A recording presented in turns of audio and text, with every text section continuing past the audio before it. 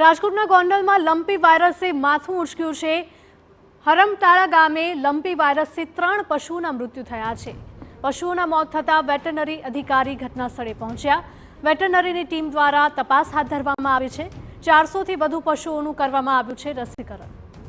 સંવાદદાતા મોહિત જોડાયા છે। મોહિત, રાજકોટના ગોંડલમાં લંપી વાયરસે માથું ઉંચક્યું છે, 3 પશુના મૃત્યુ। રાજકોટ જિલ્લાના ગોંડલ તાલુકાના હરમતાળા ગામે પશુઓમાં લંપી વાયરસના લક્ષણો છે તે જોવા મળ્યા હતા। લંપી વાયરસને કારણે 3 જેટલા પશુઓના મોત નીપજતા જે પશુપાલન વિભાગ છે તે દોડતું થયું છે।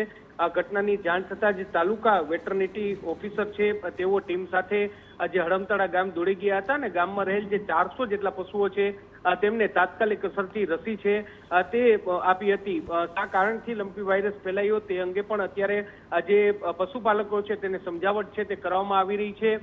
તેમને જે લોકપ્રચાર છે તે પણ કરવામાં આવી રહ્યો છે। બીજી તરફ જે જિલ્લા પશુપાલન વિભાગ છે તેમના દ્વારા આખા જિલ્લામાં હવે આગામી દિવસોમાં સર્વે કરવાની જરૂર છે, કારણ કે જે પ્રકારે જે હરમતાળા ગામમાં લંપી વાયરસના લક્ષણો જોવા મળ્યા છે ત્યારે જે જિલ્લાના જે અન્ય ગામો છે ત્યાં લંપી વાયરસને અસર ન જોવા મળે તેને લઈને આગોતરું આયોજન કરવું ખૂબ જ જરૂરી છે। હાલમાં જે પશુપાલન વિભાગ છે તેમના હરમતાળા ગામ ખાતે ધામા છે અને જે પણ પશુઓ ત્યાં છે તેમને વાયરસ આપવાની રસી આપવાની કામગીરી છે તે ચાલી રહી છે।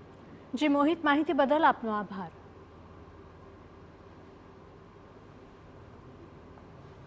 રાજકોટના ગોંડલમાં લંપી વાયરસે માથું ઉંચક્યું છે અને આ જ વાયરસના કારણે 3 પશુના મૃત્યુ થયા છે।